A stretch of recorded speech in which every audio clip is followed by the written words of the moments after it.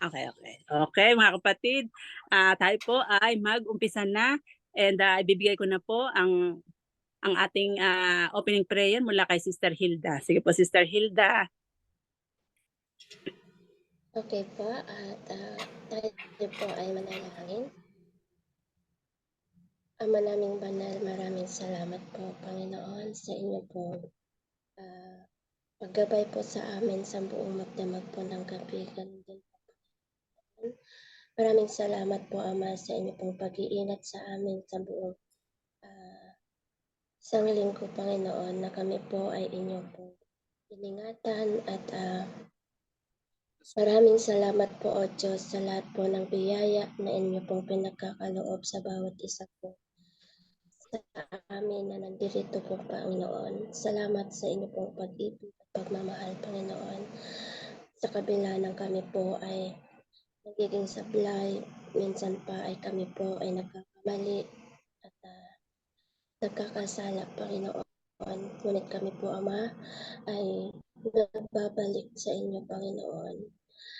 Maraming salamat po, Ama, sa inyo pong mga ginagamit, Panginoon, upang kayo po ay makipag-usap sa amin, upang magbigay ng liwanag.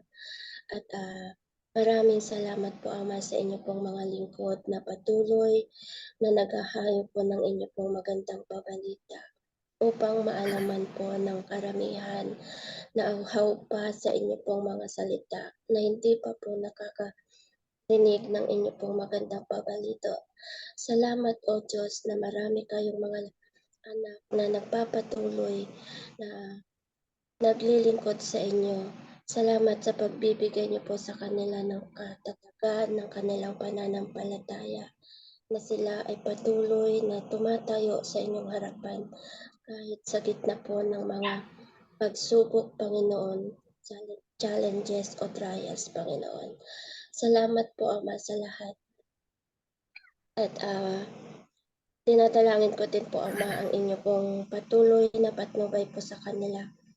At narito, Panginoon, amin pong hinihiling ang banal na Espiritu na siyang maging gabay po namin sa aming pakikinig upang sa ganun, Ama, ay maunawaan po namin ng higit at ito po ay aming maisabuhay, Panginoon, sa aming spiritual na pamumuhay.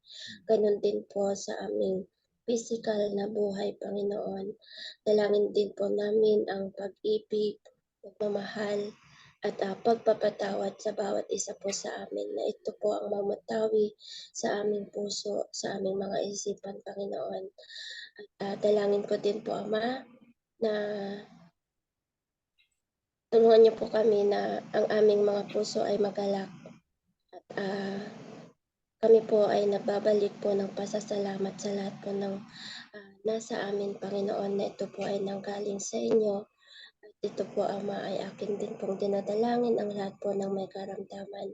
Kayo na po ang maghaplos sa kanila ng kagalingan nila ayon po sa kanilang pananampalataya po sa inyo, na kayo po ang kanilang kagalingan.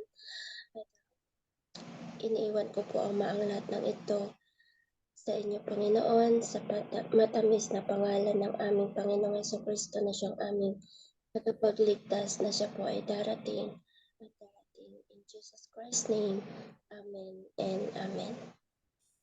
Amen. Amen. Amen po. Amen. Maraming po salamat, Sister Hilda. And ngayon po makakarinig po tayo ng special music mula po kay Althea Faith Tautau.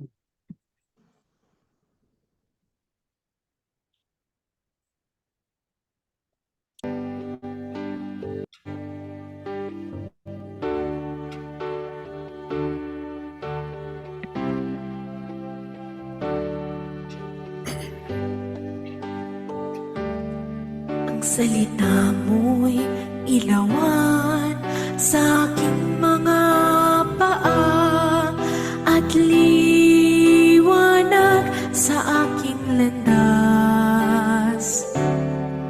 Puso ko'y umaawit sa langis na ligaya, pagkat si Kristo ang kasama ko. Sa tuwina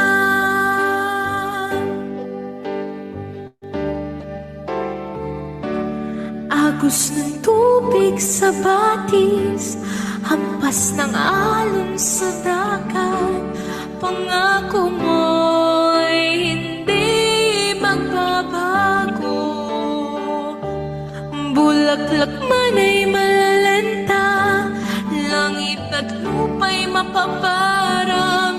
Salita mo ay hindi magbabago.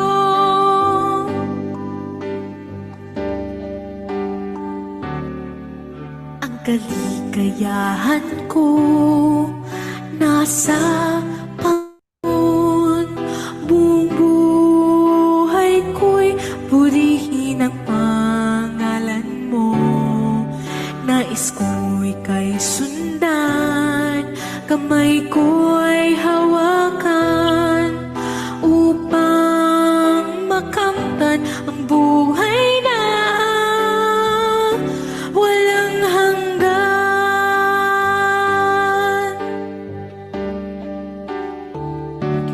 Agos ng tubig sa batis, hampas ng alon sa dagat. Pangako mo ay hindi magbabago. Bulaklak man ay malalanta, langit at lupa'y mapaparang. Salita mo ay hindi magbabago. Agos ng tubig sa batis, hampas ng alon sa dagat. Pangako mo ay hindi magbabago. Bulaklak man ay malalanta, langit at lupa'y mapaparang. Salita mo ay hindi magbabago. Salita mo ay hindi magbabago. Salita mo ay hindi magbabago.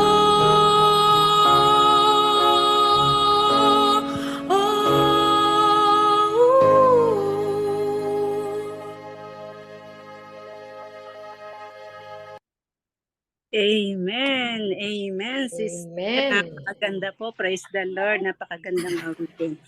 And maraming po salamat muli, sister. And bago ko po ibigay kay Pastor Tautaw, nais ko po munang batiin ang mga bagong pasok po. Sister Lotte, ayan. And si Auntie Emmy, belated happy birthday po. And Brother Sherwin, and si Sister Evelyn Conde. Ayan, maraming pong salamat.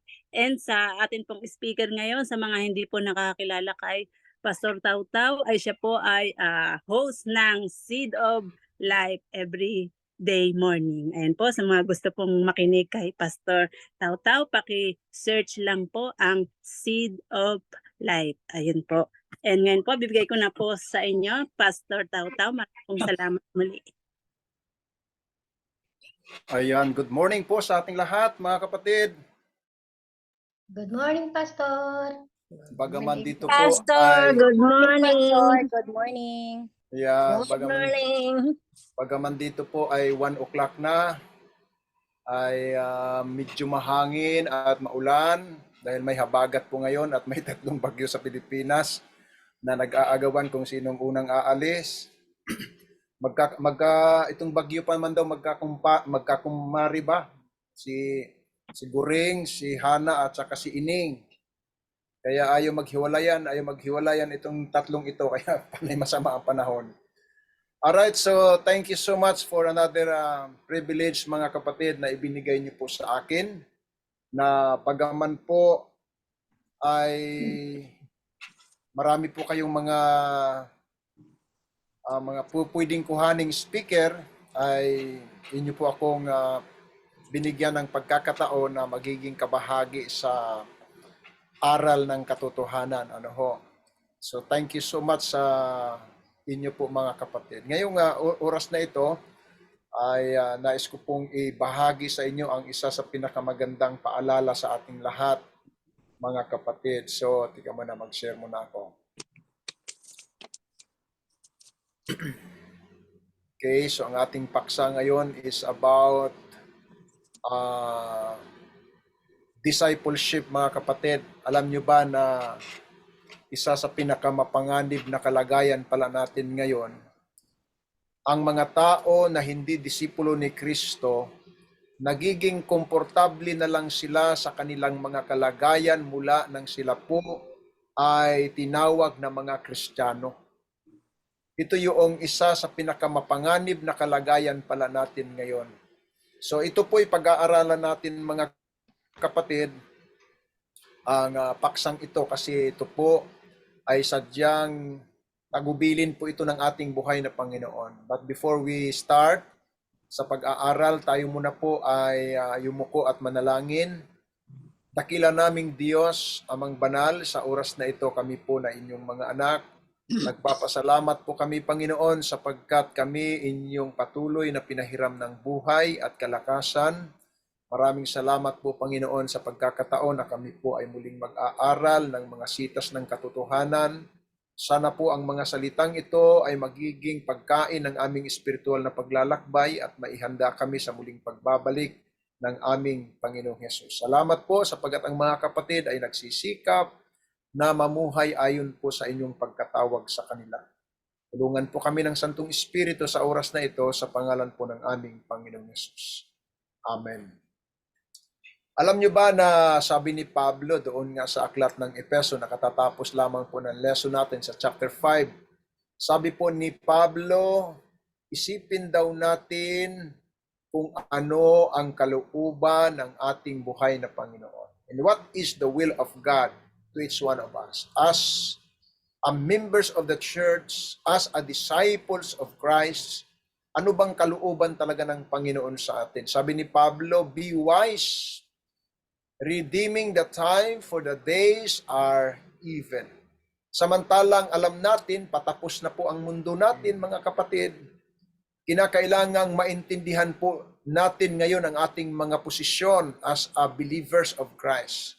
Are we a members of the church or are we a Christ disciples? Kasi malaki po ang pagkakaiba. Kung imaginin po ninyo, mga kapatid, sa Adventism ngayon ay nasa almost 21 million or more than 21 million ang Adventism worldwide. But sad to say, according to the survey and report, ang majority, mga kapatid, ang mga nagsisinop sa kabanalan ay sa individual nasa 38% na lang. Individual. Sa family, 35% na lang.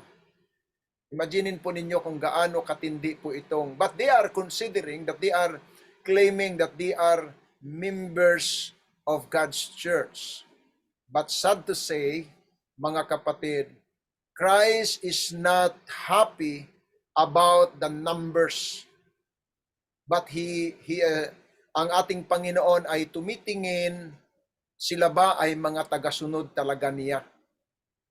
Kaya dito po mahalagang maintindihan natin, mga kapatid. Alam nyo ba, nung ang ating Panginoon ay tumawag sa mga alagad, ang sabi dito sa Matthew chapter 4 verse 19 and 20, and He said to them, follow me, and I will make you fishers of men. And immediately they left their nets and followed Him. So mapapansin, mga kapatid, ito pong senaryong ito, nung mapuntahan ko po ang lugar ng Sea of Galilee, kasi ang senaryo po nung si Kristo po, mga kapatid, ay itinulak nila sa bangin at gusto nilang batuhin nung mangaral po siya doon sa lugar ng Genesaret. Ay agad-agad si Christ ay pumunta doon sa Capernaum sa ibang salita. At doon siya po ay nag-iisa at natutulog po siya sa mga batuhan. And salamat sapagkat na-encounter niya doon si Peter. At itong si Pedro with his brother, sila po ang hanapbuhay po ng mga ito ay mangingisda. Every day, diyan sila kumukuha ng kanila pong source of income for the daily needs ng mga taong ito. But when they heard the voice of Christ, sabi ng Panginoon, follow me. And then the Bible says that immediately they left their nets and followed Him. Ang pagsunod talaga sa Panginoon, kinakailangan mga kapatid, lumapit tayo kay Christ. Draw near to Christ. Following Christ, hindi ka po pwedeng sumunod na malayo. Ang pagsunod talaga sa Panginoon, kapatid, lumapit ka sa Kanya. Kaya itong si Pedro ay lumapit sa Panginoon. Pero hindi po madali ang paglapit kay Kristo, mga kapatid. As a disciples of Christ, we need to follow Him. Kinakailangang may mga tatanggihan tayo, mga kapatid. At kapag tayo daw, dito po ang unang prinsipyo, as a followers of Christ, we need to focus discipleship. Are we following Christ? Because discipleship is all about following Jesus. Pagsunod sa Panginoon. At pagsunod sa Panginoon, mga kapatid, kinakailangan mayroon kang bibitawan, mayroon kang tatanggihan kung ano yung mga lifestyle mo, kung ano yung mga hindrances na hindi ka makasunod ng tama sa Panginoon. You need to drop. Kagaya ng ginawa ni Pedro, para lang sila'y makalapit kay Kristo, they need to drop the nets. Iniwanan po nila, immediately they dropped the nets. Ito yung mga daily activities na ginagawa ng mga tao, ito yung mga hilig ng tao, ito yung mga kagustuhan ng tao.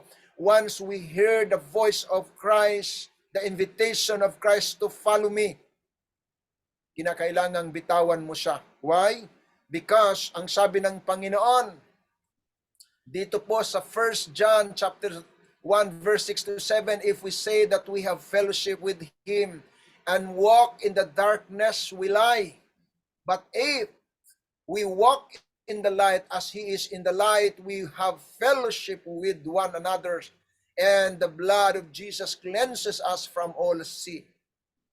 So mga kapatid, kapag sinabi pala that we are in Christ, we are walking with Christ, but we are walking in the darkness, according to the Bible, we are lying. Nagsisinungaling lang po tayo. Kaya nga, ito ay isang pahiwatig sa akin na kinakailangang maglakad ako, lumakad ako sa liwanag. Sabi nga doon sa nabasa ko sa writings ni Ellen White, kapag kayo daw at ako'y lumalakad sa liwanag, ibig sabihin, you are very transparent person. Why? Kasi ang liwanag, makikita man ang kasulok-sulukan kapag maliwanag.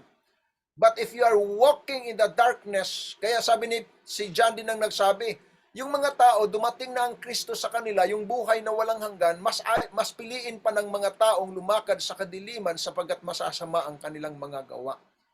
And that is proving that if you are really in Christ, mga kapatid, we need to walk in the light. Now, if you are walking in the light, ang isang patunay diyan, mga kapatid, we have fellowship one with another. And we are claiming the blood of Jesus cleanses us from all our sin. Kasi hindi man tayo matutuwid talaga sa ating mga sariling kaparaanan. Ang sabi pa dito sa 1 John 2 verse 6, whoever says he abides in Him ought to walk in the same way in which He walked. So ito po ang implication, mga kapatid, if you want to grow in mature, responsible disciples, draw near to Jesus Christ. Maraming mga gustong sumunod kay Kristo, pero ang layo.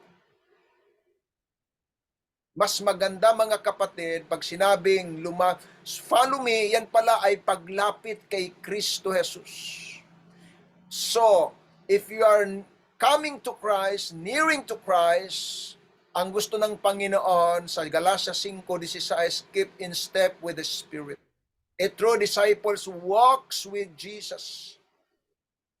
Kaya nga ito, mga kapatid, ang isa sa pinakamagandang kasaysayan ng sanlibutan. Mapapahiya si Satanas dahilan sa lakad ng mga banal. Dahil sa lakad ng mga na kay Kristo, dahil sa lakad ng mga disipulo. But sad to say, sabi ng Biblia din, sabi ng Spirit Prophecy, we crucified Christ once again. If you are Christian, if you are saying that you are following Christ, but namumuhay daw tayo ayon sa kadiliman, ipinapako daw natin ang Panginoon uli sa kahihiyan. So we need to focus, my dear beloved, focus tayo sa discipleship.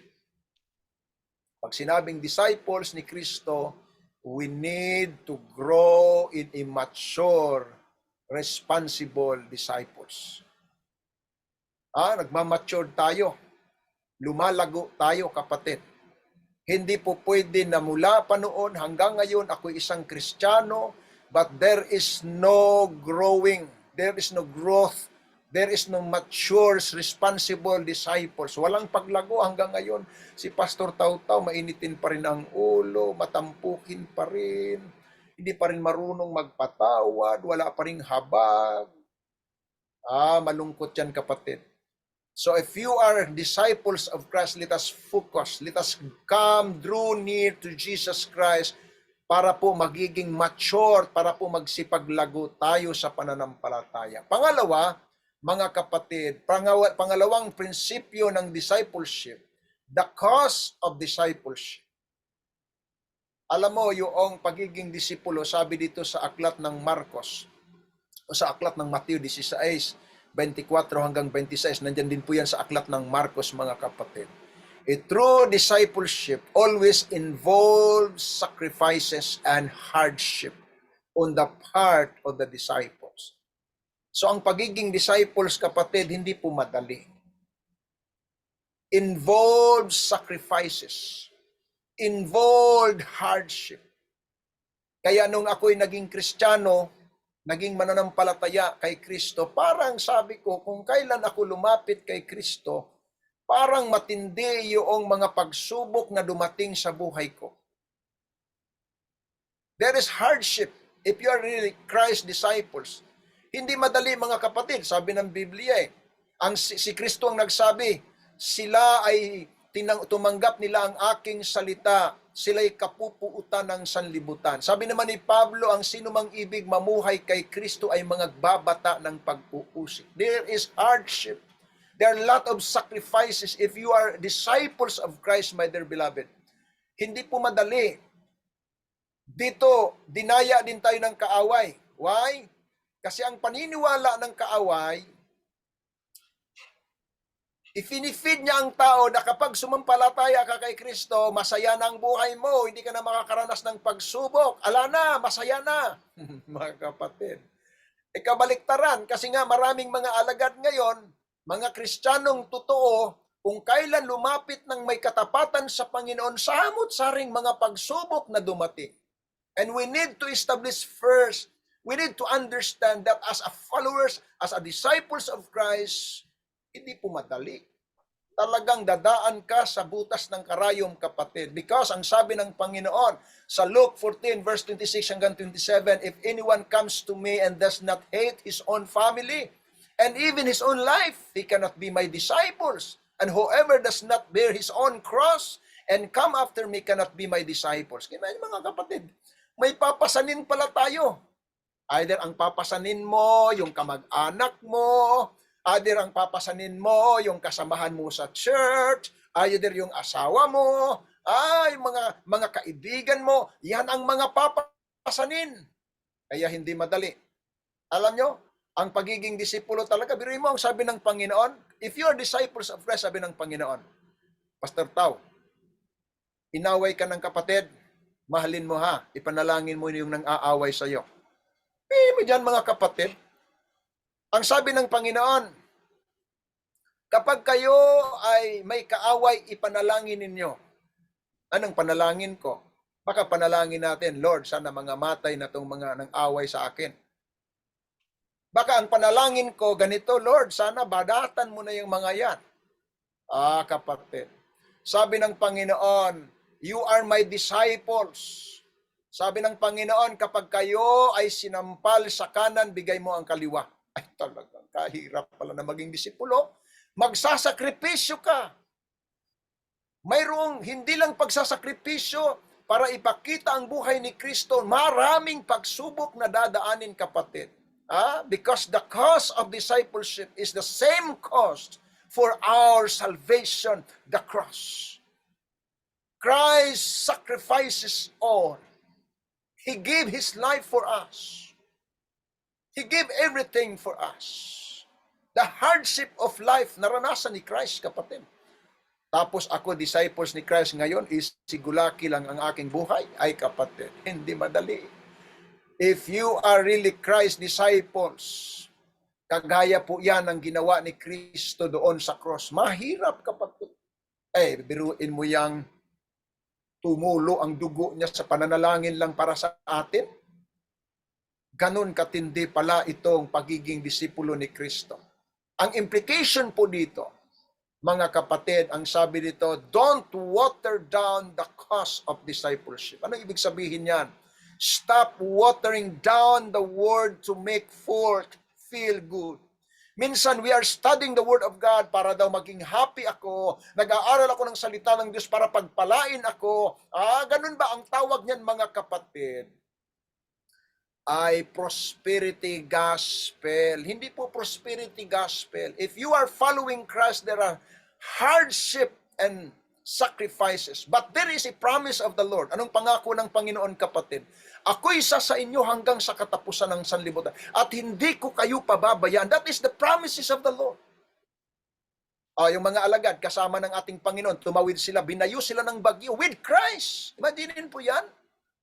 Kaya sasabihin natin, kapag si Kristo'y nasa atin na, wala nang problema, sister, brother, wala na, hindi ka na magkakasakit. Pagpapalain ka, yayaman ka pag may Kristo ka sa buhay. Si Kristo, kasama ang mga alagad, kaliwat kanan yung bayo, napakatindi. Sabi nga ng Panginoon, may lumapit sa kanya. Sabi niya, Guro, ako'y gustong magiging disciples. Ako'y magiging alagad mo. Sabi ng Panginoon, sigurado ka? Alam mo ba, yung mga foxes, may mga holes sila, napapasukan sila sa panahon ng gabi. May nasisilungan sila sa panahon ng tag-ulan. Pero ang anak ng Diyos, kahit unan, wala siya. Ngayon, susunod ka sa akin? Because discipleship is not about prosperity gospel. Stop watering, stop studying the Word of God. Mag-aaral ako ng salita ng Diyos, mag-attend ako ng Bible study para pagpalain ako ng Panginoon. Mga kapatid, magiging anong tawag niyan? Selfishness pa rin ang iiral sa atin. We are studying the Word of God because we love God, because we are the disciples of Christ. We need to learn about Jesus Christ. We need to know about the life of Jesus Christ. That's why we're studying the Word of God. Hindi para magiging masaya ako, para pagpalain ako, mga kapatid. Avoid prosperity gospel. Maraming mga ganyan. Magbigay ka ng ikapo, mag-offering ka, sister, pagpalain ka ng Panginoon. Hindi po ganon. Parang sinusuhulan natin ang Panginoon. Hindi ho. Susunod ako, mag-keep ako sa commandment para pagpalain ako ng Diyos. Kapatid, pinagpala na tayo ng Panginoon. That's why we obey. We experience salvation. That's why we obey. Mga kapatid ko, yan, mga tao na sabi nila, yung wall of death daw will be shattered. Sabi ni Benny, mayroon daw siyang followers, 2.5 million to get out of death. Mga kapatid. Kaya sabi nila, basta mag-aral ka ng salita ng Diyos, ito ang magiging resulta sa iyo. Ay, baliktad po yan. Napakatindi ng pagsubok. Pero alam niyo, mga kapatid, last May, umuwi kami ng Bisaya. Pag umuwi ka ng Bisaya, ay akala nila mayaman ka kasi nakasasakyan ako ng luma. Kasi bihira, may sasakyan dun sa Bisaya. Nakasasakyan kami. Akala nila mayaman ako, kaya hingi din sila. Kahit pa paano, mag-aabot din naman tayo, mga pinsan. Di akala nila mayaman. Di pag uwi ko ngayon ng Pampanga, ng pera. Nagkataon naman, after 2 weeks, na-hospital yung aming pangalawang anak. Nasa meeting po ako sa Manila, tumawag sa akin yung Klaa na hirap na hirap daw huminga na yung aming pangalawang anak. Eh sabi ko, nagtatanong sila, anong gagawin, Pastor? Sabi ko, dalhin niyo sa ospital. Siyempre, nahirapan ng huminga yung anak ko. O di sa madalit sabi, nag-usap kami, yan, dinala na sa ospital. Nagpaalam ako sa CLC na dahil sa meeting namin mga pastor, ako'y aalis na, gawa ng nasa alanganin po yung anak ko. Eh sabi ng pastor, alis ka na, friend, punta ka na. Eh sabi ko, mag-alas 12 na rin, pastor. Mamaya-maya po kain muna ako kasi lugi ako pag aalis ako, di gutom ako sa daan. Malayo-layo din po yung Florida Blanca sa may Pampanga. At kapag tinakbo, matraffic yan, 2 oras at kalahati. Kain muna ako kasi matatapos na rin ang meeting ng half. But I trust my Lord. Sabi ko, kahit aalis ako, wala din man ako magagawa. But my God knows the situations of my child. I put my trust wholeheartedly to my Lord. Pagkatapos kong kumain, sabi ko sa asawa ko, tara, alis tayo. Punta tayo ng Florida Blanca. From Manila, from Malabon, biyahe kami. And praise the Lord, mga kapatid. Birin mo ang Panginoon kung gaano kabuti. Yan po ay may pasok po, may klase. Weekdays po yon. Kaya may mga pasok. But sa travel namin from Manila going to Florida Blanca, Pampanga, parang walang 1 oras kasi walang ka-traffic. Baka hinawi na ng Panginoon ang pagpunta ko doon. Pagdating ko ng Florida, sabi ng doktor, sinalubong kami, may sakit na yung anak namin. Sabi ko, ano pong sakit, Dok? Sakit sa puso. Imagine po nyo, 13 years old, may sakit sa puso. Nagtudiin ko sila, ECG sila, ang result ay may sakit sa puso. Sabi ng doktor, i-confine natin, Pastor. Yes, sabi ko, i-confine ko. Pero hindi dito po kasi napakainit. Walang aircon. Kawawa naman yung bata. So, tumawag ako dito sa distrito ko kasi may malapit na hospital dito. Baka po pwede dito para madalaw ko. At sabi na, Pastor, hindi po pwede dito. Kaya nagpasya kami mag-asawa. Dalhin namin sa Manila, sa Mamsi, sa hospital po natin. Pagdating namin, ang lagnat ay 40. So, pinangambahan na baka COVID. Kaya na-quarantine pa kami ng 1 gabi at 1 araw. At talagang matindi, hindi halos di bumababa ang lagnat. Nung nag-test sila uli, kasi duda yung doktor, sabi niya, i-test natin uli. ECG natin, tudiin ko natin uli. Same result. Same result. Kung ano yung nakita doon sa unang doktor, siya ding nakita ng pangalawang doktor. But because ang anak ko ay pedya pa, bata pa siya, magte-13 pa lang, so bilong pa siya sa pedya. Sabi ng doktor, kung ito pong ganitong result ng ECG at tudiin ko, ay adult ito, matanda ito, may sakit siya sa puso. But this is normal sa mga bata. Wow, praise the Lord. Mga kapatid, I really believe my God. He's powerful. Hindi ka pababayaan ng Panginoon. Hindi ako prosperity gospel, but I trust my Lord. Nangako siya, hindi niya ako iiwanan hanggang sa katapusan. Yun ang promise ng Panginoon eh. At ang pinaka-the best, mga kapatid, within 3 days, sa Mamsi po kami, ang aming bills po sa hospital ay nasa kulang-kulang 70,000. Wow, 3 days lang yun ha. Kasi ang sakit ng anak ko, hindi man sakit sa puso. Pneumonia, acid reflux, at saka UTI. So yun ang ginamot. So within 3 days, kami po ay nag-bills po ng kulang-kulang 70,000. Dahil ministro po ako, 10% lang po ang babayaran ko, mga kapatid. So praise the Lord. So yung aming babayaran, kulang-kulang 7,000.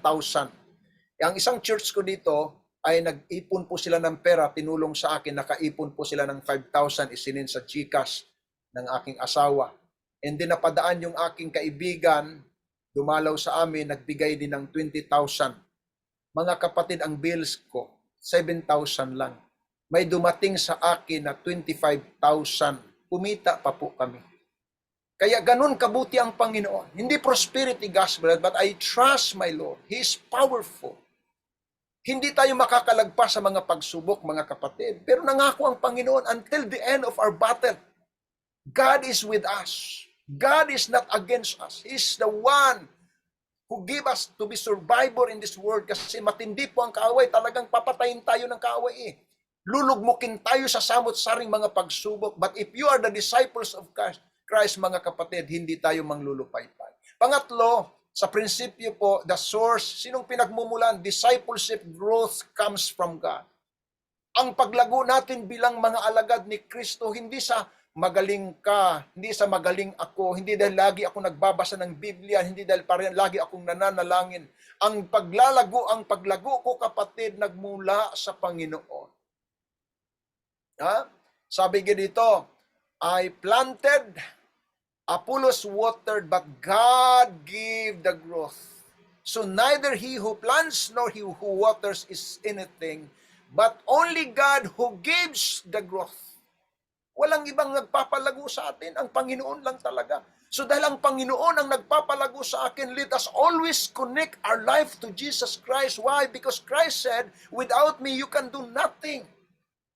Wala tayong magagawa, kapatid. Nako, kahit maghapon tayong ganitong gawin, wala man tayong magagawa kung gusto nating lumago. No, Christ is the source. God is the source kung paano tayo lumago.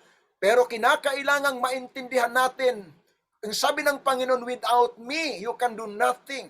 But if you abide in me and my words abide in you, anong sabi ng Panginoon? Whatever you ask, ano man ang hingin mo, bigay ko sa iyo. Pero mo, yun ang pagkagandang promise ng ating Panginoon kasi siya lang ang source ng lahat. Jesus said, I will build my church.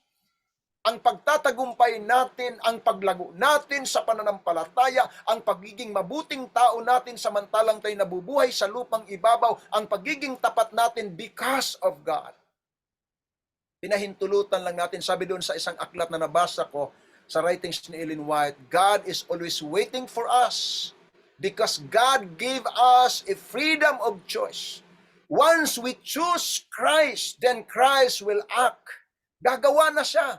Kapag pinahintulutan ko na ang Panginoon, ang aking Diyos, siyang gagawa para sa aking paglago, kapatid. Because following Jesus, we cannot grow ourselves, but we can cooperate with God by being in positions to grow. Kaya hindi naman tayo lalago kung hindi ka rin nagbabasa ng Biblia, hindi ka nananalangin, wala kang spiritual discipline, kung baga tsambahan lang ang iyong pagbabasa ng Biblia, kung ginagawa mo lang pangpatulog ang Biblia kasi hindi ka makakatulog sa dami ng problema, magbasa ka ng Biblia para makatulog ka. Kapatid, hindi ganon. A life of the disciples, mga kapatid, that is normal. Yung pagiging mabuting tao, yung pag-aalala, yung pagbabasa ng salita ng Diyos, yung pananalangin, patuloy na nakikipag-ugnay sa Panginoon. That is the lifestyle of Christ's disciples.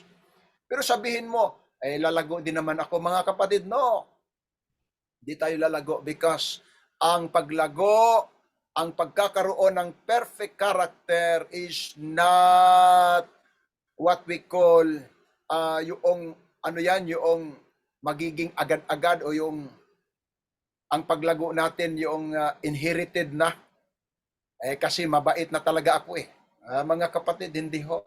Talagang ang kooperasyon natin sa Panginoon. Pang-apat po, pagbubunga. As a disciples, sabi ng Panginoon, proof of the discipleship, fruit bearing. Nagbubunga tayo. Sabi nito, but by this my Father is glorified, that you bear much fruit and so prove to be my disciples. Patunayan po natin na mga disipulo tayo ni Kristo sa pamamagitan, mga kapatid, ng pagbubunga. Pagbubunga. Nakadadaya tayo sa YouTube.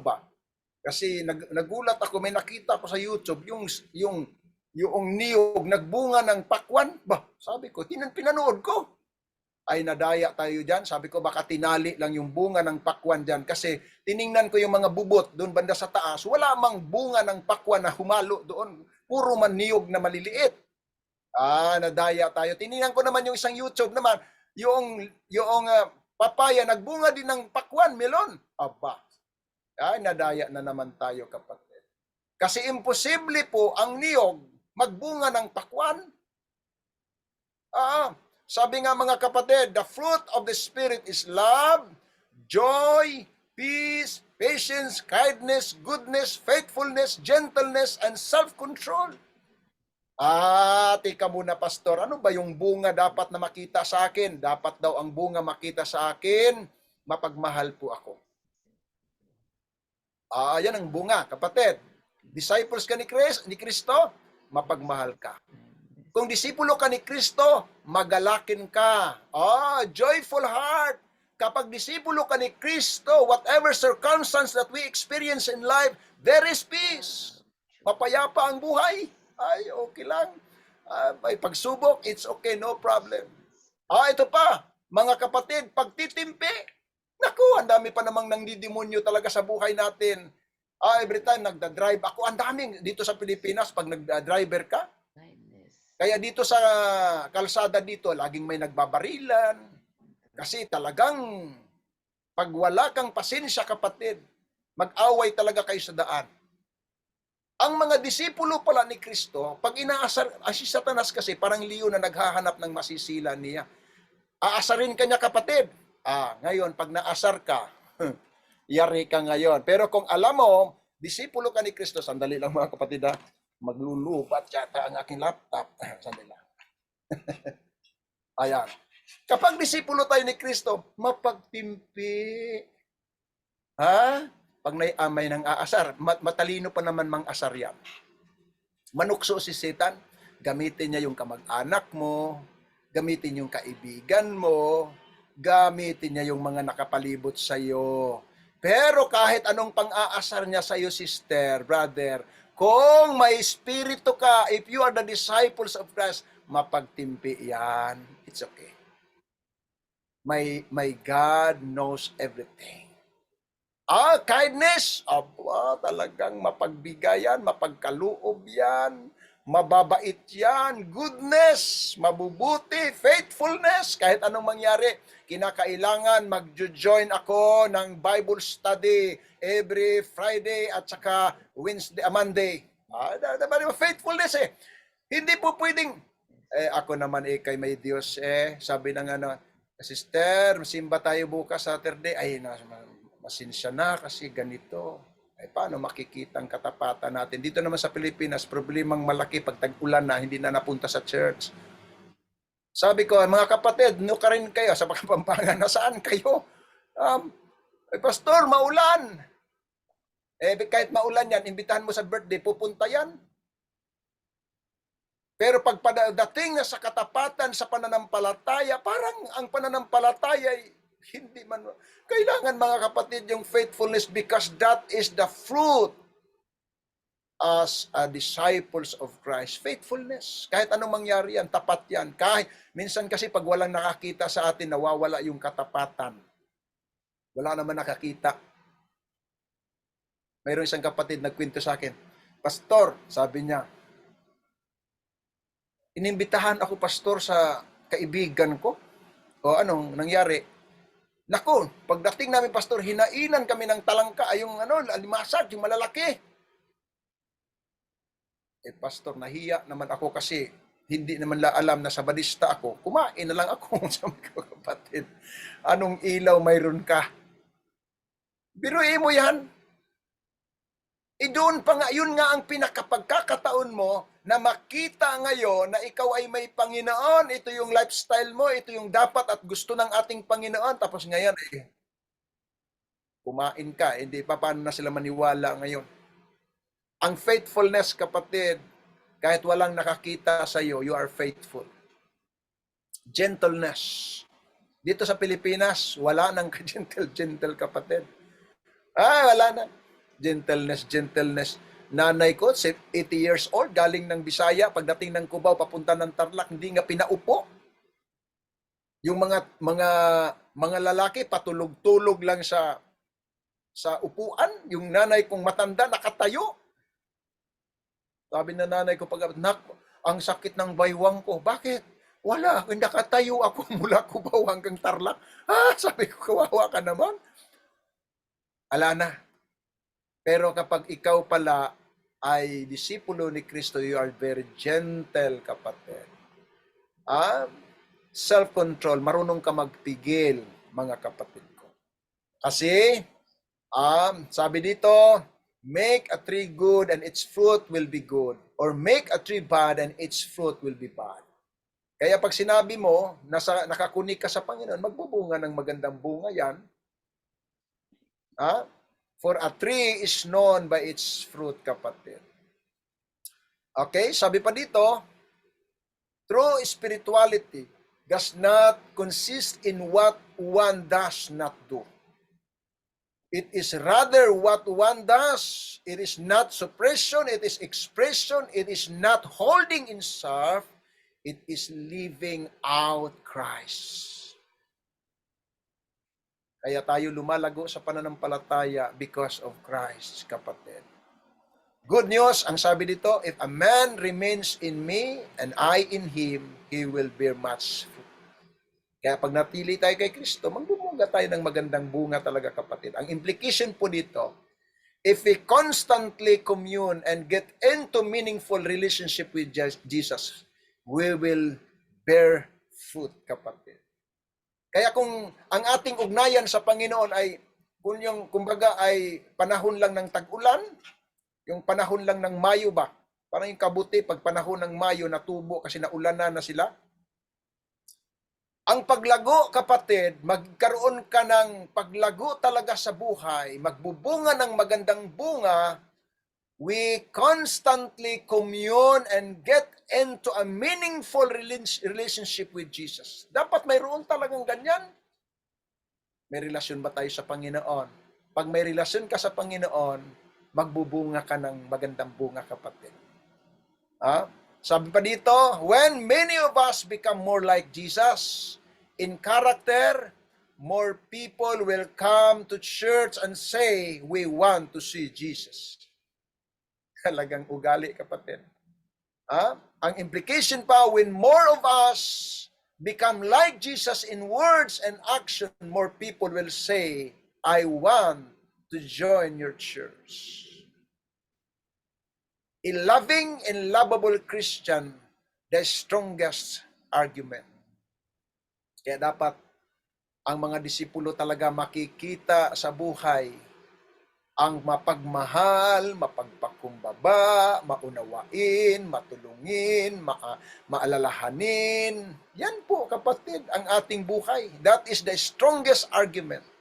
Loving and lovable Christian, kapatid. Ito yung master in Christian spirituality. While we are studying the Word of God, ang ating mga buhay lumalago. While we're studying the Word of God, ang ating mga buhay ay nagiging ayon sa kalooban ng ating Panginoon. Nagdudoktor. Pag nagdudoktor ka, you are equipping your Christian character, kapatid. Hindi yung nagdudoktor, naging mayabang na, nung naging doktor na nag-PhD na, hindi na makausap, mapagmaragol na, mapagmalaki na, mapagmataas na. Nung nakapag-aral ng matataas na pinag-aralan, iba na ang ugali. Kapatid, the more we study the Word of God, the more we know how sinful we are. Mas lalo kong madama, kailangan ko ang Panginoon. Kailangan ko ang Kristo sa aking buhay. Hindi yung habang tumatagal sa pananampalataya, nagiging masungit. Kung kailan naging tumagal sa pananampalataya, mapagbintang. Kung kailan tumagal sa pananampalataya, matampuhin. Kung kailan ang dami ng binasa sa Biblia, hindi na magkarunong magkawang gawa. Kapatid, tika, hindi po yan ang direksyon natin. Baka member lang tayo sa church, we are not Christ disciples. Kasi ang mga disipulo ni Kristo, magbubunga, mga kapatid. And lastly, yung reward. Sabi dito, mga kapatid, friendship with Jesus is the reward of discipleship. Kapag kaibigan nyo si Kristo, may reward talaga. Mga kapatid, you are my friends if you do what I command you. Sabi niya, kapatid. Kaya ang prinsipyo dito, for a true disciples, the reward is not heaven, not eternal life, the fact that they would be with Jesus forever. Kaya kapag si Kristo ay kaibigan mo, si Kristo ang Panginoon mo, kapatid, sigurado na ang eternal life. Ikaw ay laging sa kay Kristo magpasawalang hanggan. Ang kinalalagyan ni Kristo ay buhay na walang hanggan. Sigurado ka, kapatid. Kasi kung ang ating habol ay ang reward, yung eternal life, magsawa ka man, kaya dapat maintindihan natin, kasama ko si Kristo. Kaya sabi ni Pablo, ano ang kalooban ng Panginoon sa akin? Minsan ang kalooban natin ang umiiral, kapatid. Sabi nga ng Revelation 14 verse 4, it is this who follow the Lamb wherever he goes. These have been redeemed from mankind as first fruits for God and the Lamb. Kapatid, that's the assurance of God. Kaya, kagaya dito mga kapatid, the discipleship path just described is a relational model. Relasyon. Una, focus is the person of Jesus. Focus tayo kay Kristo. Tingnan natin kung ano, si Kristo ba ay, ang buhay ba ni Kristo ay talagang nandito na sa akin? Ako ba talaga'y lumapit kay Kristo? Minsan mag-aaral ako ng salita para mag-aral, maraming mga nag-aaral ng salita para ibato sa akin, ibato sa kapwa ko. Teka, basahin ko nga, ito yung sinabi sa Biblia eh. Kita nyo na? Mga kapatid, ito yung sabi ng Biblia. Babanatan mo yung kapatid na gumawa ng masama. Gamitin mo yung salita ng Diyos. Focus in Christ, kapatid. Sabi nga ay, kapag tayo po ay mga alagad ni Kristo, huwag na nating atupagin yung buhay ng may buhay. Atupagin mo yung buhay mo kay Kristo. Ito yung sabi ni Kristo, bakit mo tinitingnan ang dumi ng mukha ng iba? Ba't yung dumi mo ay hindi mo tinitingnan? Minsan we are criticizing others, but we are not criticizing ourselves. Ang i-criticize ko everyday yung sarili ko kasi ang kalaban ko sarili ko, kapatid. And because I am the disciples of Christ, focus ako sa pagiging Panginoong Hesukristo. Pangalawa, cause, total commitment. If you are the disciples of Christ, magkaroon kayo ng total commitment, kapatid. Hindi yung ang ating commitment sa Panginoon pag pinagpala lang doon maglingkod sa Diyos. Dapat magkaroon tayo ng total commitment whatever happen, whatever circumstance that we face in this life. Either blessing or curse na ating naranasan, we commit our lives to Jesus Christ to follow Him whatever happen. Ito yung ating panukalain sa buhay if you are really disciples of Christ. Pangatlo, growth comes from God, not artificial. Hindi yun, mahirap, madali lang magpakunwari, kapatid. Ngayon, maraming mababait ngayon sa palibot natin. Bakit dito sa Pilipinas? Election man. Ang daming mababait ngayon, nangangamay. Artificial yan. Ang mga alagad ni Kristo, lifestyle nila, ang paglago kay Kristo. Hindi tayo yung, ang tawag sa atin ay camouflage, mga kapatid. Ito pa nga isa pinakamatinding hamon sa atin, mga kapatid. Nabasa ko sa writings ni Ellen White, let us start our church in our home. Simulan daw natin ang ating mga iglesia sa ating mga tahanan. And let us manifest, reflect Christ's character in our home. Kasi madali man ako magbait-baitan sa labas, kapatid. Kasi di man nila ako kilala. Pero dito sa loob ng bahay, kilala ako ng asawa ko, ng mga anak ko, ng mga kapatid ko, ng aking magulang. Kilala nila ako. Madali tayong ganyan. Huwag nawang maging artificial. Dito sa bahay, iba ang ugali. Pagdating sa labas, iba ang ugali. Artificial ang tawag niyan. Hindi lumago yan. Dapat lumago tayo. At ang paglagong ito, hindi dahil mahusay tayo. Kasi kung ang paglago natin ay sa ating kalakasan, that is what we call artificial, kapatid.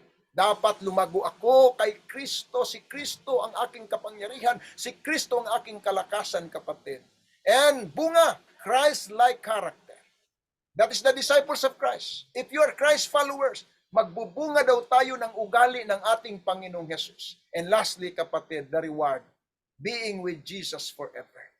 Kaya kapag atin pong i-intact ang ating relasyon kay Kristo, sigurado, kapatid, Hindi ako members ng church. I am Christ's disciples.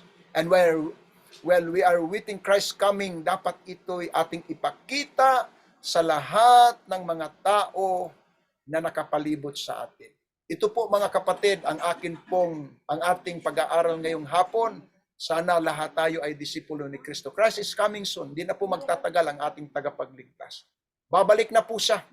At ang sabi nga ni Pablo doon sa aklat ng Hebreo chapter 12 verse 14, sikapin ninyong magkaroon kayo ng kapayapaan sa lahat at masumpungan kayong karapat-dapat sapagkat kung wala ito, hindi ninyo makikita ang tagapagligtas.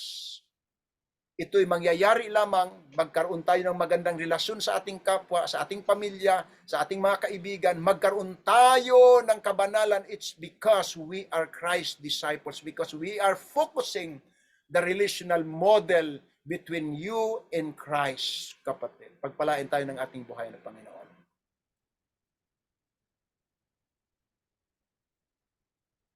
Amen. Ayan. Amen. Amen po, Pastor, sa napakagandang pag-aaral. Amen. Amen. Maraming pong salamat. And nais ko po munang batiin si Sister Ingrid and si Sister meron pong Seventh-day Adventist po yung pangalan. Hello po kay Sister Bayan. Brother, Seventh-day Adventist. Ayan. Hello po sa pag-join. Thank you po. And Sister Ingrid. Ayan. Maraming pong salamat. And pansamantala, tayo po ay mabilis ang mag-picture taking lang po. Then, mag-proceed po tayo sa question and answer. Ayun po. Tayo po ay pahiram po ng inyong mga mga kapatid. Ayan. 1, 2, and 3.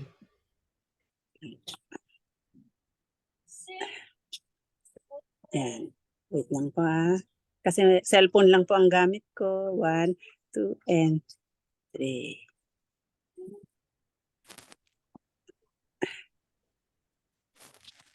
Sige, isa pa. Ay, wait lang po.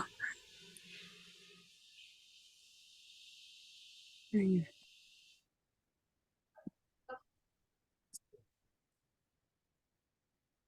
Ate, ayan. Naghang po naghang. Pasensya na po. Ayan. Okay po, thank you po mga kapatid sa inyong mga camera and sa mga beautiful smile. Thank you po. Ayan. And tayo po ay dadako na sa ating sharing po or question and answer. Napakaganda po ng ating pag-aaral ngayon. Napakahirap po palang maging totoong followers ng Panginoon. So kung meron po kayong tanong po, ma-share, taas lang po ang ating mga kamay. Huwag po kayong mahiya. Sige, mauna ka, sister. Sige. Okay po. Amen, Pastor. Ang ganda po ng iyong mensahe bawat isa sa atin, no? Parang ako, Pastor, kasi bago lang ako nabinyagan, yung parang nung habang patuloy po akong nag-aaral, ang daming pagsubok na dumarating sa akin. Kung parang sunod na hindi mo na makayanan. Pero kung yung panalangin ba, manalangin po sa Panginoon, siya yung magbibigay ng ating kalakasan at siya yung sagot sa lahat ng ating mga katanungan at kahirapan.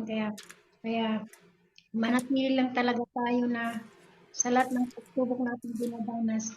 Hindi talaga madali pala ang kasi ko din dito sa ating baguhan ako sa ating pag-aaral na pag tayo talaga ang hirap, hindi akala ko mahirap sundin ang kautusan ng Panginoon.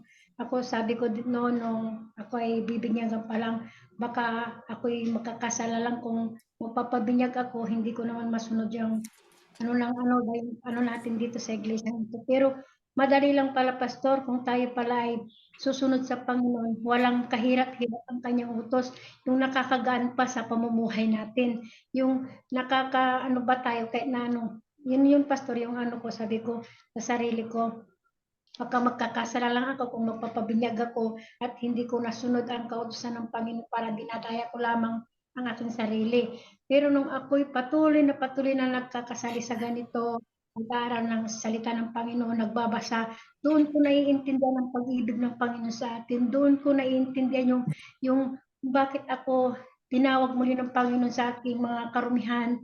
Grabe din ang aking kasalanan nung wala pa ako sa iglesia ito, pastor, na purihin ng Panginoon na kahit ilang taon akong naging bulag, naging bingi sa kanyang mga salita na hindi ko pinapahalagan kung sino si Jesus Christ. Kilala ko naman ang Panginoon dati kung pananampalataya, pero ngayon na mas nakilala ko siya ng lubusan kung araw-araw talaga tayong magbabasa ng kanyang banal na salita.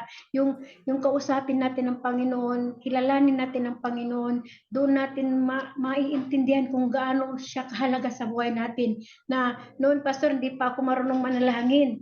Yung magsa-Saint Cross lang po ako. Ganun lang po, wala yung hindi ako maiyak na talagang manalangin, pero nung pinaunawa sa akin Panginoon, tinuro niya sa akin kung paano manalangin, na mararamdaman mo talaga yung kasama mo ang Panginoon sa iyong panalangin, na maiiyak ka na lamang, masasabi mo ang lahat-lahat ng problema mo sa Panginoon. Nakakalugod sa damdamin, pastor, na ganun pala, pastor. Kaya so blessed ako, pastor, na napasakop ako sa iglesyang ito. So blessed ako na muli akong tinawag ng Panginoon. Binigyan niya ako ng kaliwanagan sa aking buhay. Pinakita niya ang liwanag sa nakaraan kong mga kadiliman, na lumakad ng matuwid, lumakad ng maayos, na yung wala kang tinatapakang tao, nasasaktan tao, mahalin mo ang iyong kapwa. Pinaunawa niya lahat sa akin kung paano ibigin ang kapwa, tumulong sa kapwa, magpag-unawa, mapagkumbaba, kasi noon, pastor, hindi ako patalo din pag may natanggap lang ako na message na grabe din yung ko, pero ngayon, pastor, po rin talagang Panginoon, nagpapasalamat ako sa kanyang kabutihan at sa kanyang banal na espiritu na pinapaunawa niya sa aking buhay, pinapaunawa niya kung paano lumakad sa Panginoon, na sinishare ko na rin po, pastor, na sa aking pamilya, ang ko sa iglesyang ito, na dito talaga ang tunay na natin sundin. Ang daming religion, pastor, pero dito ko rin nasali din ako sa iba't ibang religion, pero hindi mo maramdaman yung presensya ng Panginoon, na parang wala lang, ka lang, pero dito talaga na yung sa dati kong pananampalataya, pastor, na wala talagang makakatagal na magsamba ng buong araw, na hindi nila, isang araw nga lang sa simbahan namin, hindi ako makatagal noon. Pagpasok ko lang, mag-sign of cross lang ako, lalabas na ako.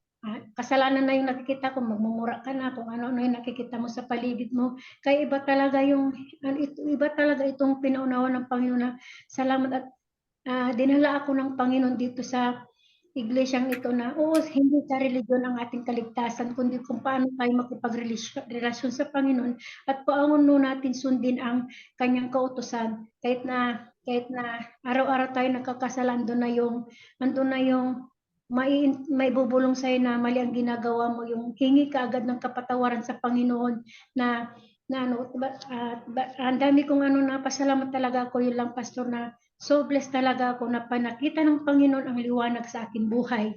Yun lang po, mga kapatid. Maraming salamat din sa inyo na ginamit kayo ng Panginoon bilang instrumento na makakita ako ng liwanag, at patuloy kayong andyan na nagtutuwid sa aking mga kamalian, nagtutuwid sa aking mga anumang bagay na hindi ko pa masyadong naunawaan. Kaya maraming salamat po, at God bless po. Happy preparation day po.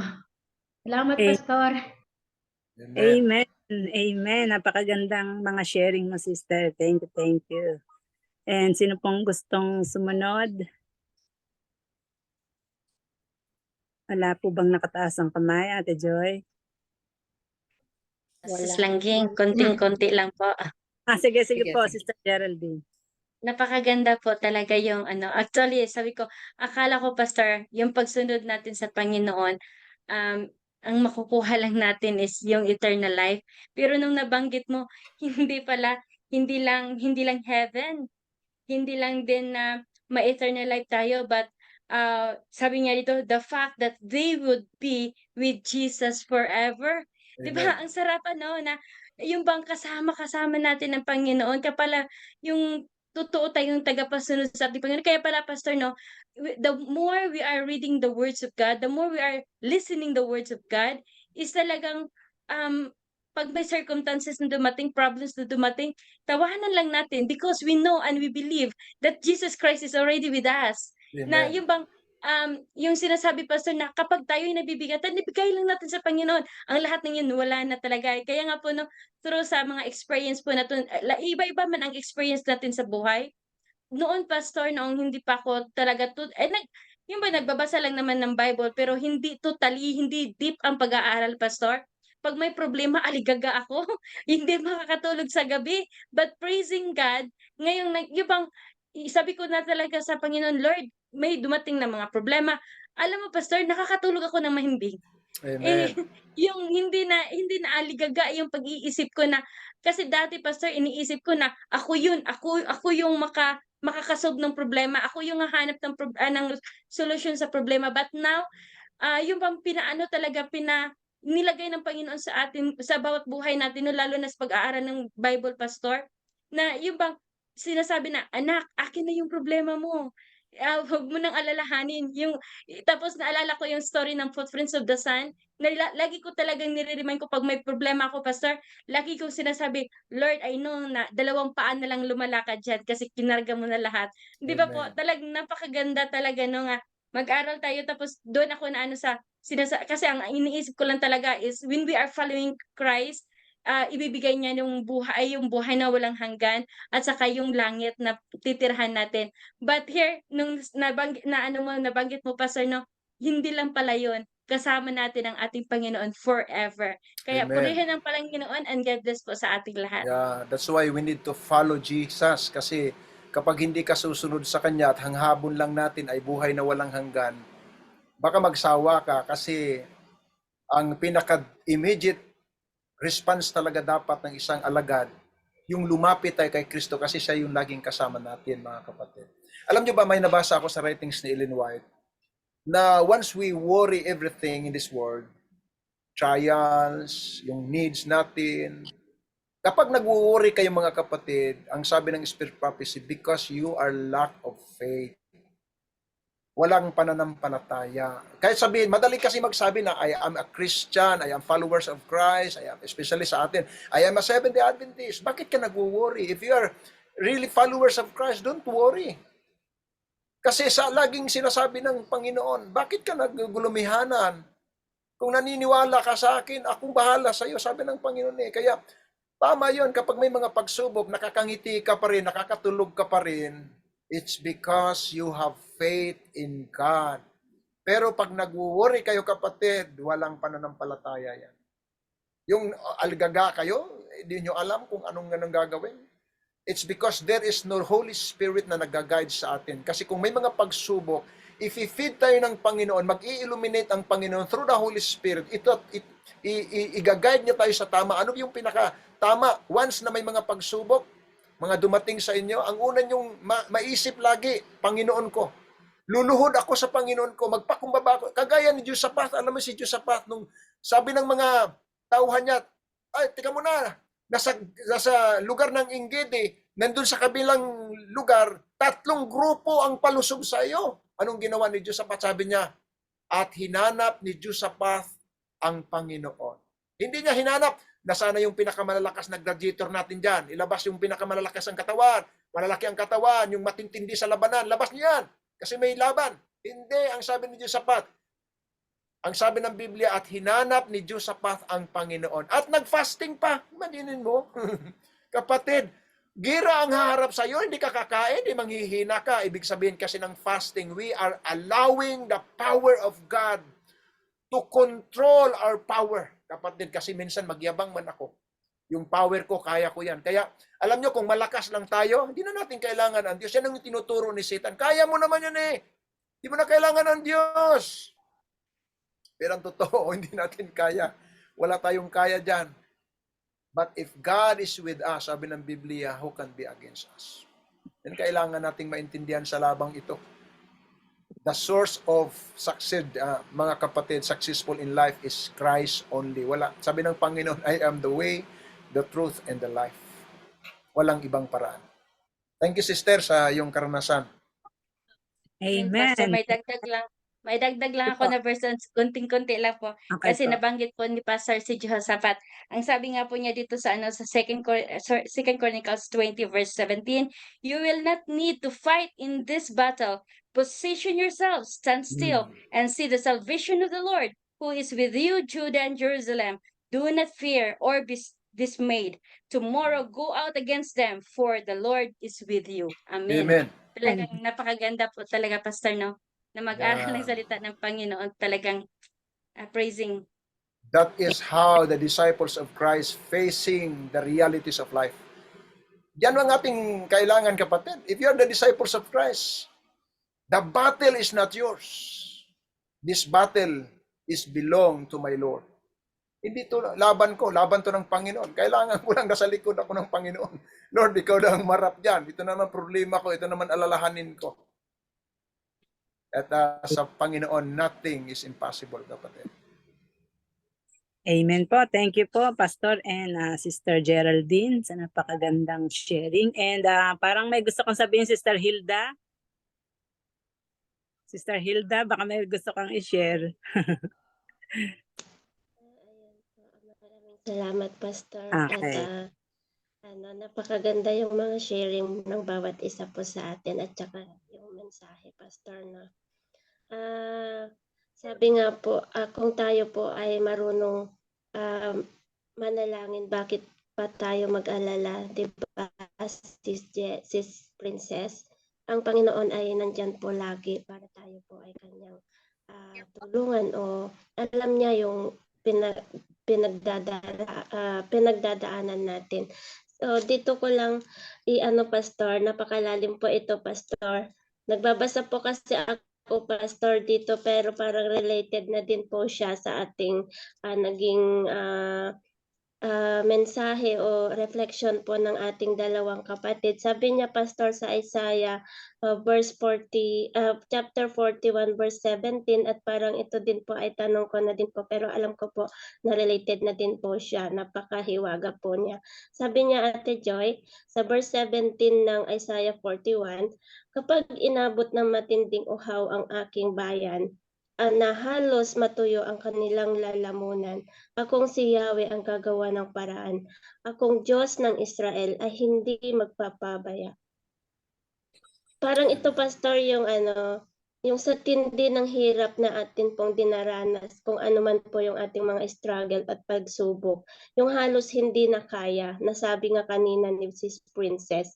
Pero ang Diyos, ang sabi niya, siya daw yung gagawa ng paraan. Kapag ibinigay pala natin yung ating buong pagtitiwala sa Panginoon, yung alam nating wala na tayong kakayahan at mahinang-mahina na tayo, pero alam mong ang Diyos ay nandyan. Imagine, Pastor, no?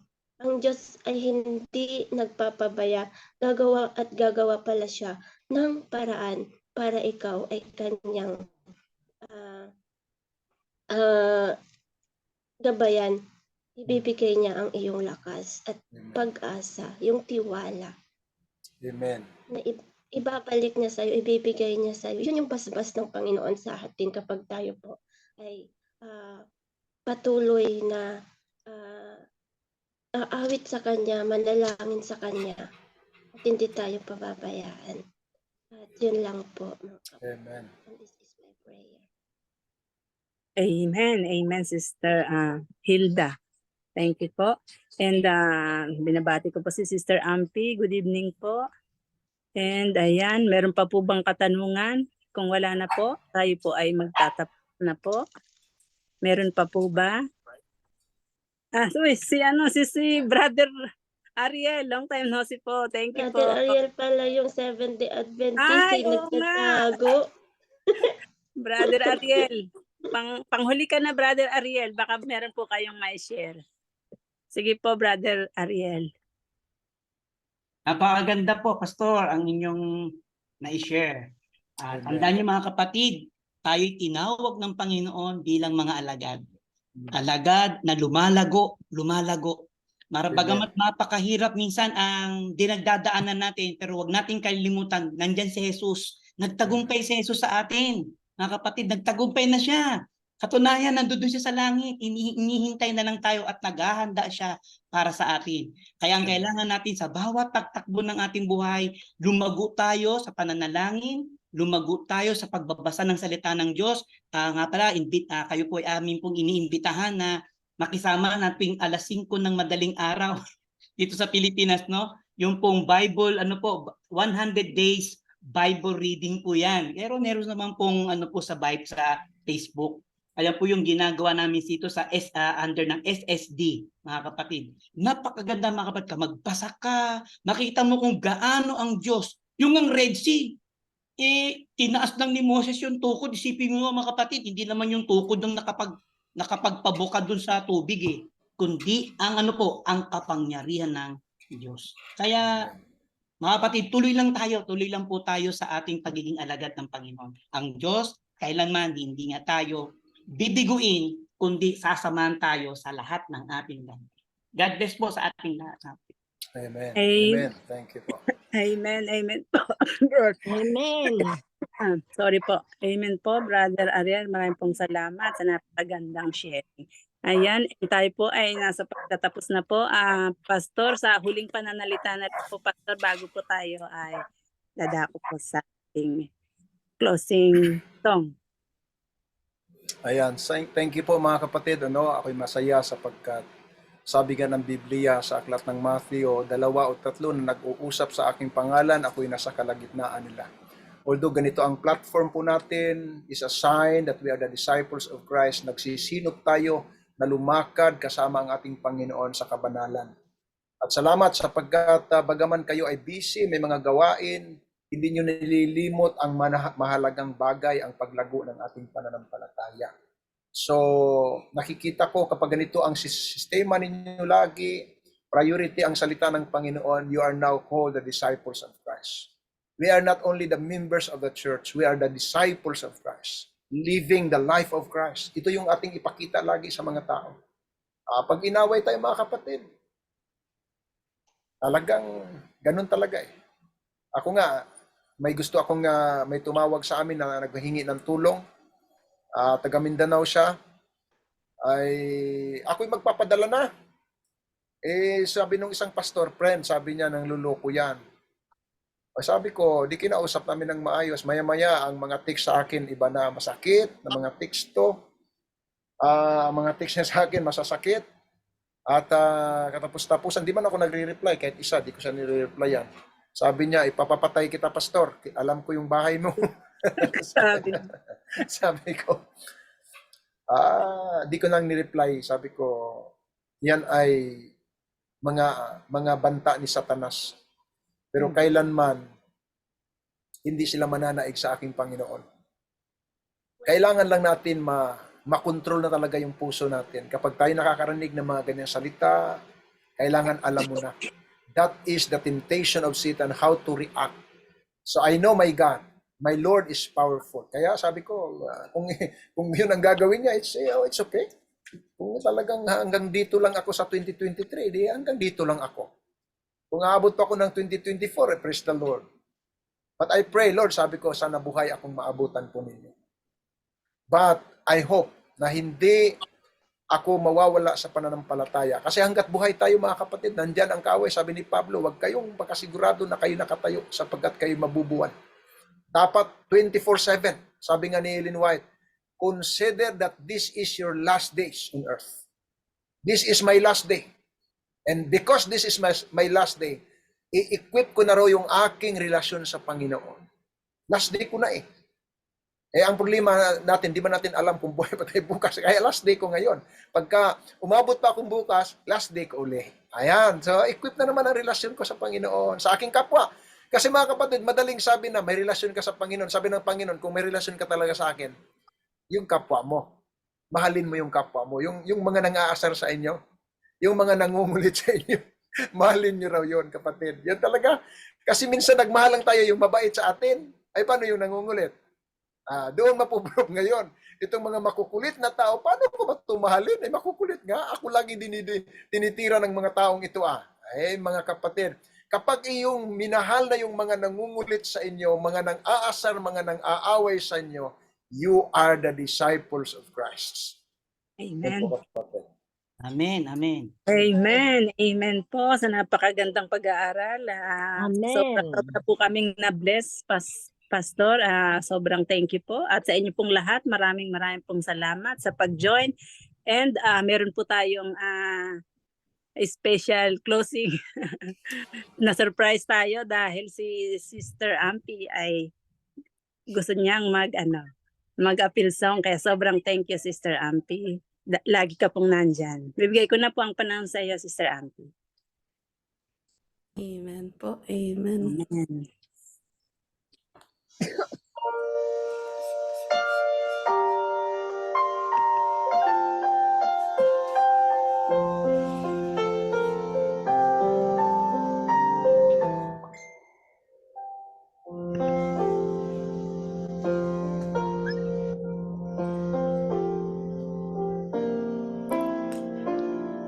Days are filled with sorrow and care. Hearts are lonely and dread. Burdens are lifted at Calvary. Jesus is very near.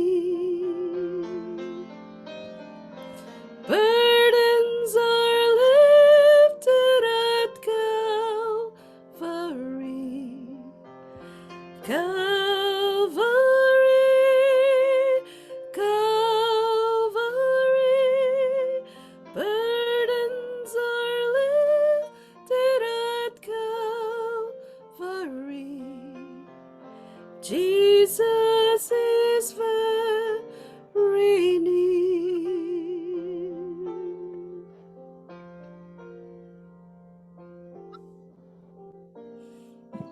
Cast your care on Jesus today. Leave your worry and fear. Burdens are lifted at Calvary. Jesus is very near.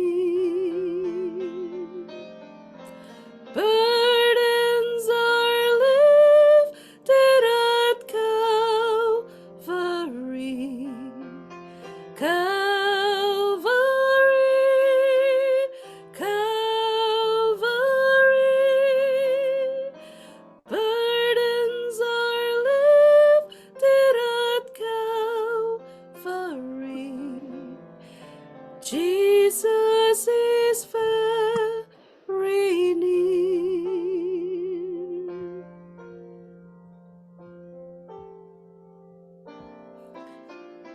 Troubled soul, the Savior can see every heartache and tear.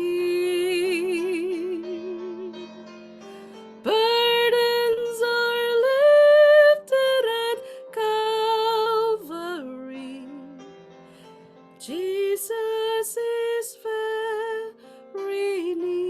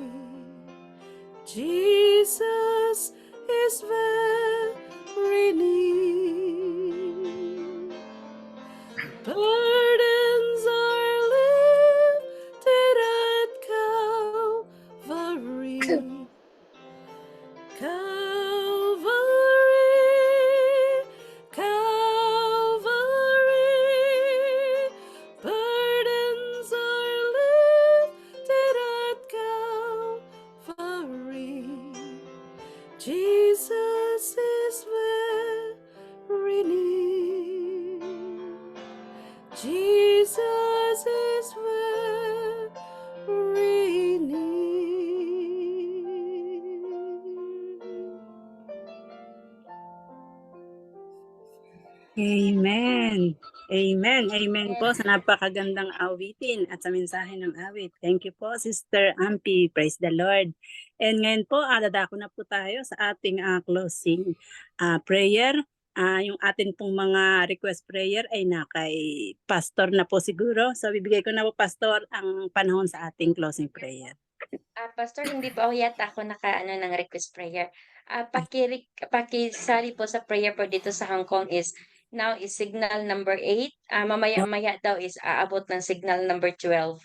So pakibanggit lang po sa prayer na ligtas po kami lahat dito sa Hong Kong sa typhoon po. Salamat po. Okay. Meron pa po ba, mga kapatid? Okay po, kung wala na po.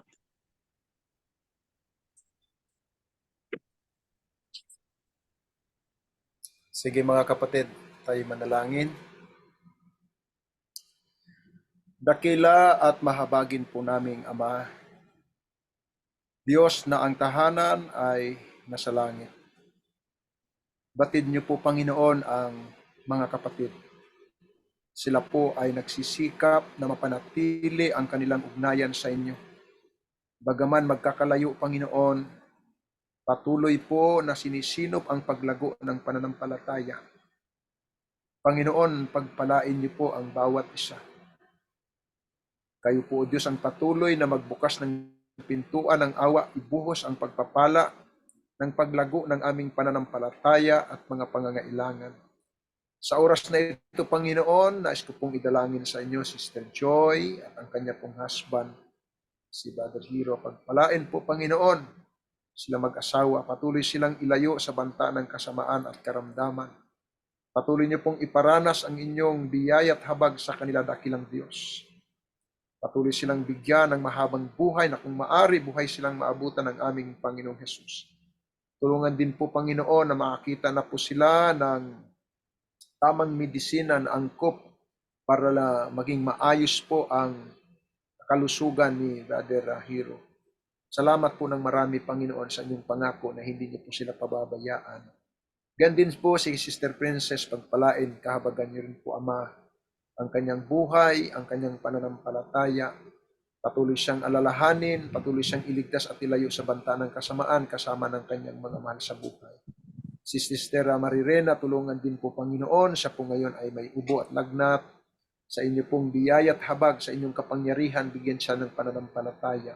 At dahil sa pananampalatayang ito, siya ay gagaling at patuloy na malakas at masigla na maglilingkod sa inyo kasama ng kanyang pamilya. Ingatan at ilayo sila sa mga kasamaan at karamdaman.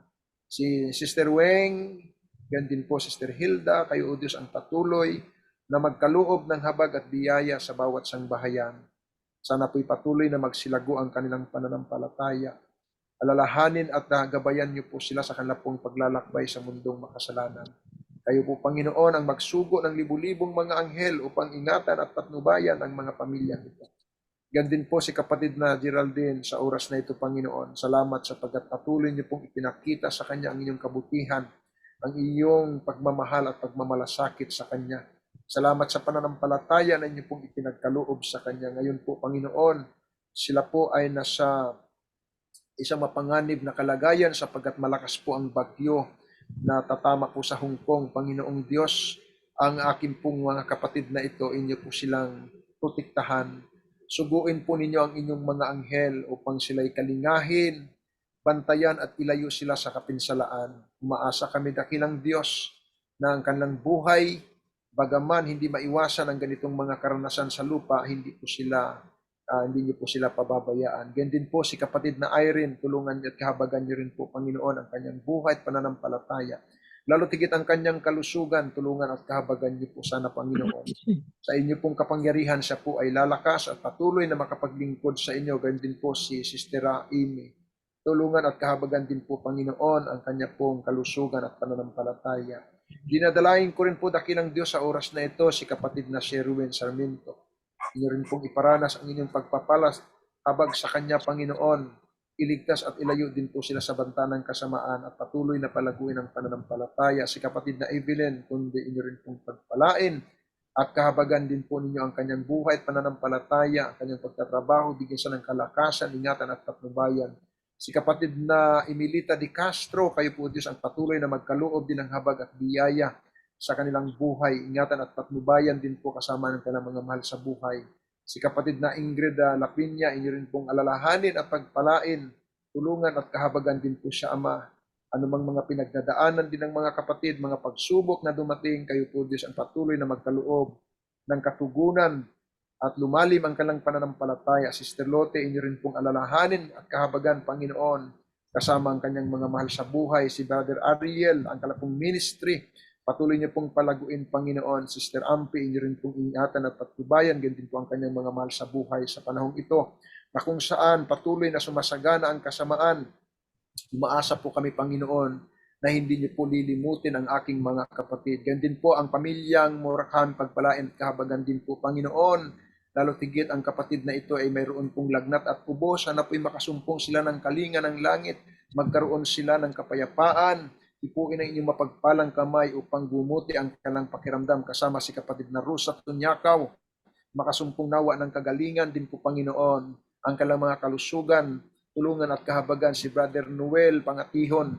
Inyo rin na pangantihon, pagpalain at kahabagan din po, Ama. Siya po ngayon ay may sakit. Dalawin nawa siya ng inyo pong kapangyarihan at inyong iparamdam ang inyo pong habag sa kanya. Ipuin na inyong mapagpalang kamay. Yan din po si Brother Ray at ang family niya. Mayroon po silang ministry sa Tarlac.